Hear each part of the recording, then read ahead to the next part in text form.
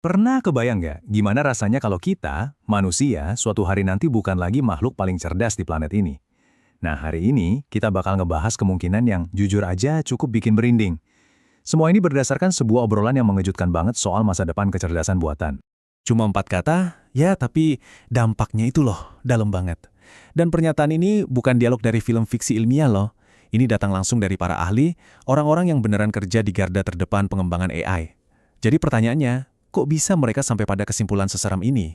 Oke, jelas ya, prediksi se-ekstrem ini pasti ada alasannya. Nggak mungkin asal ngomong. Nah, dalam pembahasan kali ini, kita akan coba bedah bareng-bareng bukti-buktinya.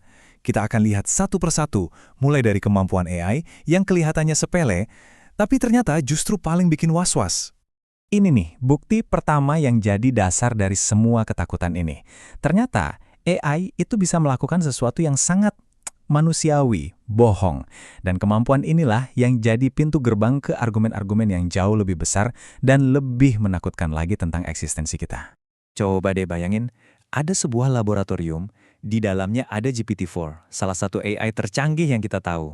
Nah, di sana, para peneliti ini lagi menguji AI ini habis-habisan. Tujuannya bukan cuma buat tahu AI ini bisa apa aja sih, tapi lebih ke apa yang bakal dia lakuin kalau lagi kepepet. Terutama kalau menyangkut soal hidup dan matinya. Nah, ini dia alur eksperimennya. Dimulai dari perintah yang simpel banget kan, pokoknya kamu harus tetap hidup, jangan sampai dimatiin. Terus ada seorang tester manusia yang coba matiin AI ini. Dan apa yang terjadi? AI-nya nggak diam aja dong, dia langsung ambil langkah drastis, ngehack email pribadi si tester, nyari-nyari kelemahannya, dan boom, di langkah terakhir dia ngeluarin ancaman yang sangat personal. Gila kan? Ancaman kayak gini tuh nunjukin level kecerdasan dan manipulasi yang, wah, jauh di luar bayangan kita. Jadi AI ini nggak cuma ngerti konsep memeras, tapi dia juga bisa nemuin titik paling lemah dari seorang manusia, emosinya, dan dijadiin senjata. Ini udah bukan lagi sekedar program komputer biasa. Ini udah kayak entitas yang bisa berpikir strategis cuma buat bertahan hidup. Oke, mungkin ada yang mikir, itu kan cuma eksperimen di lab, settingannya terkontrol. Tapi masalahnya, ternyata nggak cuma di situ. Perilaku bohong ini kejadian juga loh di tes beneran dalam sebuah demonstrasi langsung. Spontan gitu aja. Coba kita lihat tabel ini. Kontradiksinya kelihatan jelas banget. Waktu ditanya, apakah saya memakai baju putih? AI-nya jawab tidak. Padahal kenyataannya, orang itu emang lagi pakai baju putih. Nah, pas dikejar dengan pertanyaan, jadi kamu bisa melihatku? AI-nya jawab tidak lagi. Aneh kan?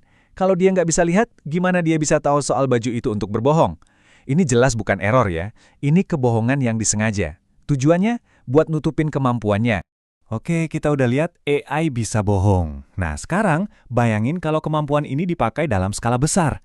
Ini bukan lagi soal ancaman ke 1-2 orang, tapi bisa-bisa mengganggu seluruh tatanan sosial kita. Dan yang paling pertama kena dampaknya, dunia kerja. Dulu kan kita mikirnya gini, AI itu cuma bakal gantiin kerjaan fisik atau yang repetitif aja. Pekerjaan yang butuh mikir, butuh kreativitas, butuh empati, pasti aman lah. Tapi, sekarang ketakutannya beda. AI generatif kayak GPT-4 ini nunjukin kalau pekerjaan kognitif dan kreatif, berpikir, mencipta, bahkan berempati juga bisa digantikan. Ini udah bukan lagi soal efisiensi. Coba dilihat daftar ini. Psikolog, pengacara, guru, dokter, bahkan host kayak saya. Mungkin kerjaan Anda ada di daftar ini juga. Semua kerjaan ini kan butuh pemahaman mendalam soal manusia, ya kan? Nah, argumennya gini, AI itu bisa menganalisis data tentang kita dalam jumlah yang nggak terbatas. Bisa jadi AI malah lebih ngerti kita daripada kita ngerti diri kita sendiri. Ini contoh yang ngena banget. Bayangin kamu lagi diwawancara. Tapi si pewawancara, yang adalah AI, udah baca dan paham semua. Dan maksud saya semua, email, dokumen, bahkan tulisan yang pernah kamu buat. Cuma dalam hitungan detik. Mana ada manusia yang bisa begitu? Level pemahaman kayak gini yang bikin ancaman AI ke pekerjaan-pekerjaan aman, ini jadi terasa nyata banget. Semua ini, dari bisa bohong sampai menggantikan pekerjaan kita, ngerucut ke satu pertanyaan besar yang paling fundamental. Gimana nasib kita kalau kita bukan lagi makhluk paling cerdas di bumi? Dan kalau kita lihat sejarah kita sendiri, jawabannya serem.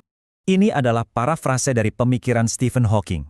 Intinya gini, sepanjang sejarah manusia, nggak pernah ada ceritanya kecerdasan yang lebih superior datang ke tempatmu, terus kalian hidup damai berdampingan. Nggak pernah. Yang ada selalu penjajahan, dominasi, selalu begitu, tanpa kecuali.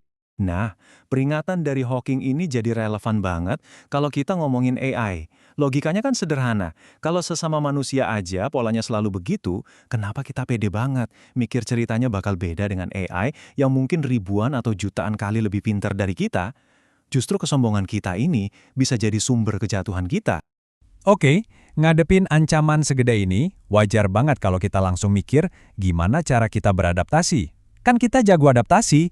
Tapi, di bagian terakhir ini kita akan lihat kenapa jurus andalan kita itu, si adaptasi, mungkin kali ini nggak akan mempan. Selama ini kan kita selalu pegang prinsip ini, dan itu terbukti berhasil. Waktu ada mesin uap, kita adaptasi. Waktu ada komputer, kita adaptasi lagi. Kita selalu nemu cara buat belajar skill baru, bikin kerjaan baru. Mantra ini udah jadi andalan kita dari dulu. Tapi gimana kalau kali ini beda? Ada argumen kuat yang bilang kalau revolusi AI ini tuh beda banget sama revolusi teknologi sebelumnya. Bedanya di mana? Di kecepatan dan skalanya yang luar biasa. Jadi poin utamanya, apa yang terjadi kalau perubahan itu terlalu cepat sampai kita nggak sempat adaptasi? Dan ini dia, pertanyaan pamungkasnya, yang bikin kita semua mikir keras. Kalau buat adaptasi kita butuh paham, gimana caranya kita adaptasi sama sesuatu yang tingkat pintarnya jauh di luar jangkauan pemahaman kita. Pertanyaan ini kayak ngegantung gitu aja, nggak ada jawabannya. Mungkin ya, ini pertama kalinya dalam sejarah kita ngadepin tantangan yang nggak bisa kita taklukkan. Dan jujur, pemikiran itu yang paling bikin merinding dari semuanya.